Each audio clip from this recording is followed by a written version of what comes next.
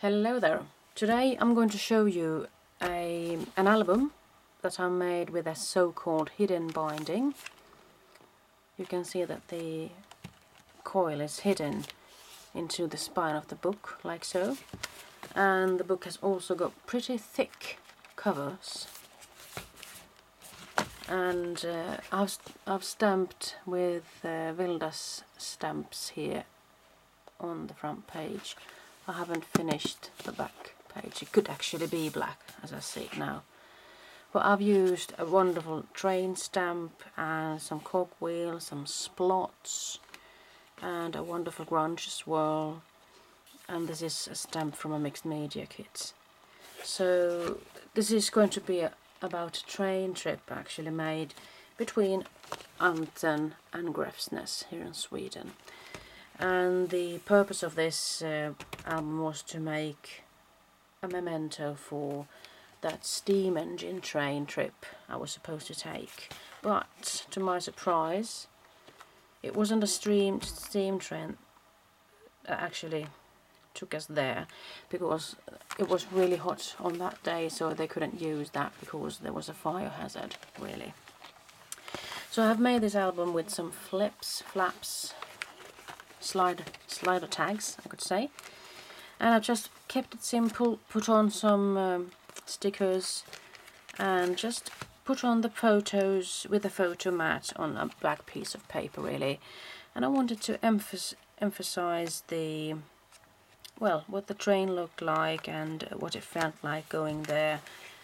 And having come back from the train trip, I actually went to the train museum, and there I had the chance of seeing an old steam engine train, and it was a magnificent sight, I must tell you. And I'm thinking that Sheldon Cooper from The Big Bang Theory actually would have been really happy to see this train.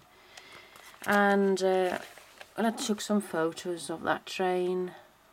Just magnificent, isn't it? Look at that wheel. I can see myself putting on some cogwheels or something here to decorate this further. And look at those bolts and screws and screws and bolts. And look at that one, really big. And there's a bit of an engine looking thing there. And I just love those. And there's another train, a really old one. Wonderful red-brown hue to that tree, or wood I should say.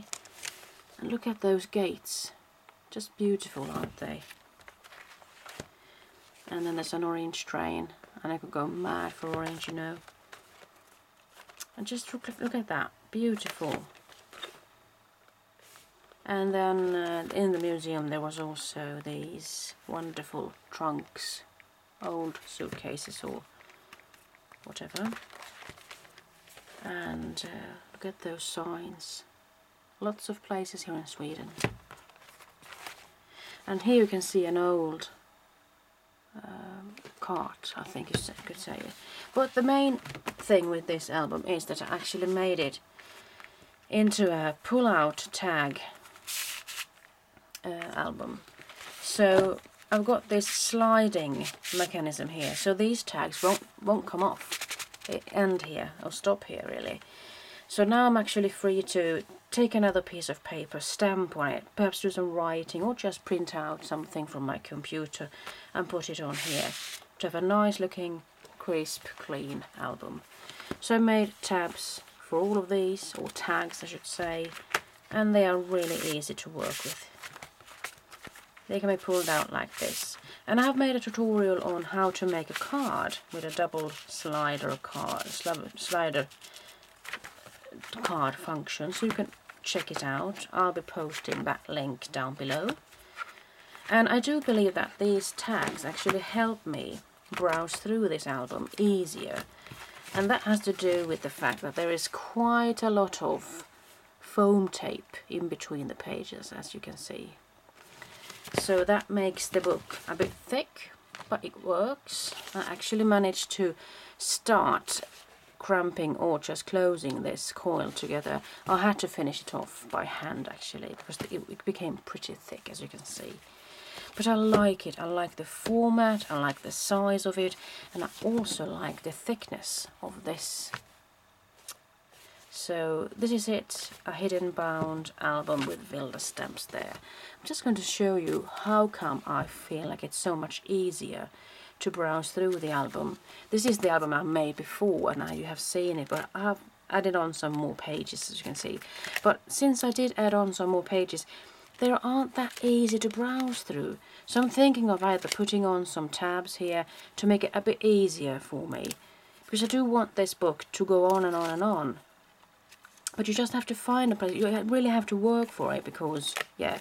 So just wanted to show you. I did have this picture here before, but then I figured that it would be a great idea to actually have the recipe for those breads on in the same book.